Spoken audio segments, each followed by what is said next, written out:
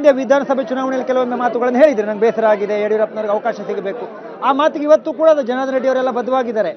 ನೋಡಿ, ಒಂದೇ ಒಂದು ವಿಷಯ, ಸಭೆಯ ಸಂದರ್ಭಗಳು ಆ ರೀತಿ ಬರುತ್ತೆ.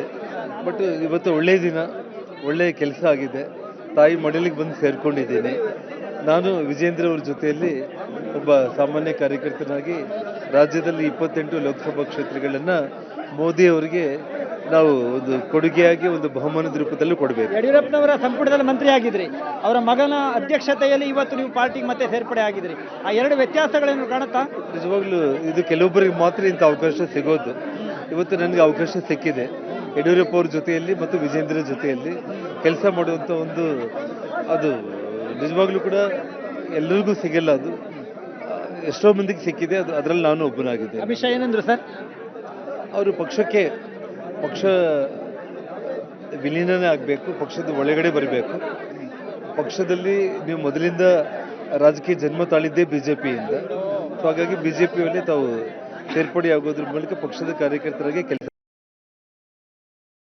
ನಾನು ಪುರಸ್ಕಾರ ಮಾಡಿ ಇವತ್ತು ಸೇರ್ಪಡೆ ಆಗಿದೆ. ಎರಡು ಪ್ರಶ್ನೆ ಕೇಳುತ್ತೇನೆ, ಬಹಳ ಇತಿಹಾಸದ ಒಂದು ಪ್ರಶ್ನೆ. ಏನು ಅಂದ್ರೆ, ನೀವು ಬಳ್ಳಾರಿಯಲ್ಲಿ ಎಲ್ಲ ಸ್ಥಾನಗಳನ್ನು ಗೆದ್ದಿದ್ರಿ, ಎಲ್ಲ ವಿಧಾನಸಭಾ ಕ್ಷೇತ್ರಗಳನ್ನ. ಅಲ್ಲಿ ಪಾದಯಾತ್ರೆ ಆಯಿತು, ಸಿದ್ದರಾಮಯ್ಯ ಪಾದಯಾತ್ರೆಯನ್ನು ಮಾಡಿದ್ರು, ಸರ್ಕಾರ ಬಂತು. ಆ ಇತಿಹಾಸವನ್ನು ನೆನಪು ಮಾಡಿಕೊಂಡ್ರೆ ಮತ್ತೆ ಅದು ಮರುಕಳಿಸಬಹುದಾ? ಅಂದರೆ ಬಳ್ಳಾರಿಯಲ್ಲಿ ಆ ಒಂದು ಭದ್ರವಾದ ಬಿಜೆಪಿಯನ್ನು ಕಟ್ಟೋದ್ರಲ್ಲಿ ಖಂಡಿತವಾಗ್ಲೂ ಕೂಡ ಏನು ಕಳೆದ ಬಾರಿ ಒಂದಿಷ್ಟು ವ್ಯತ್ಯಾಸಗಳಾಗಿದೆ, ಆ ಎಲ್ಲ ವ್ಯತ್ಯಾಸಗಳು ಹೋಗಿ ಪೂರ್ವ ವೈಭವ ಬಳ್ಳಾರಿಗೆ ಮಾತ್ರ ಬರೋದಲ್ಲ, ಇಡೀ ಭಾರತಕ್ಕೆ ಭಾಜಪ ಮಯ ಆಗೋದ್ರಲ್ಲಿ ಯಾವುದೇ ಅನುಮಾನನೇ ಇಲ್ಲ. ಶ್ಯಾಮಲ್ ಅವರು ಏನಂತಾರೆ ಸರ್ ನೀವು ಬಂದಿದ್ರ ಬಗ್ಗೆ? ಅವ್ರ ಪಾತ್ರ ಏನಿದ್ರಲ್ಲಿ? ಪಾತ್ರ ಅನ್ನೋ ಪ್ರಶ್ನೆಯಲ್ಲಿ ಒಂದು ಕುಟುಂಬ ಅಷ್ಟೇ. ನಾವು ಏನು ಜವಾಬ್ದಾರಿ ನೀವು ಪಾರ್ಟಿಯಲ್ಲಿ? ನಿಮ್ದು ಕಾರ್ಯಕರ್ತನಾಗಿ ಕೆಲಸ ಮಾಡೋದೇ ಜವಾಬ್ದಾರಿ. ನಿಮ್ಮ ರಾಜಕೀಯ ವಿರೋಧಿಗಳಿಗೆ ಏನು ಉತ್ತರವನ್ನು ಕೊಡ್ತೀರಿ? ರಾಜಕೀಯ ವಿರೋಧಿಗಳಂತ ನಾನು ಭಾವಿಸೋಲ್ಲ.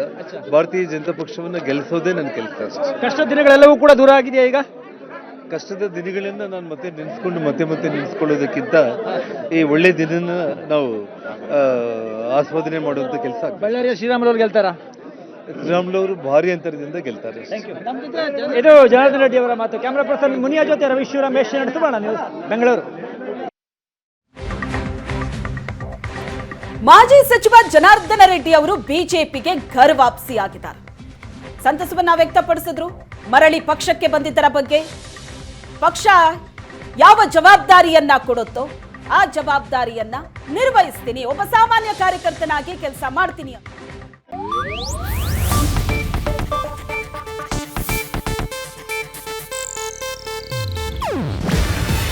ಇದು ಏಷ್ಯಾನೆಟ್ ನ್ಯೂಸ್ ನೆಟ್ವರ್ಕ್ ಪ್ರಸ್ತುತಿ. ನೀವು ನೋಡ್ತಿದ್ದೀರಾ ಏಷ್ಯಾನೆಟ್ ಸುವರ್ಣ ನ್ಯೂಸ್.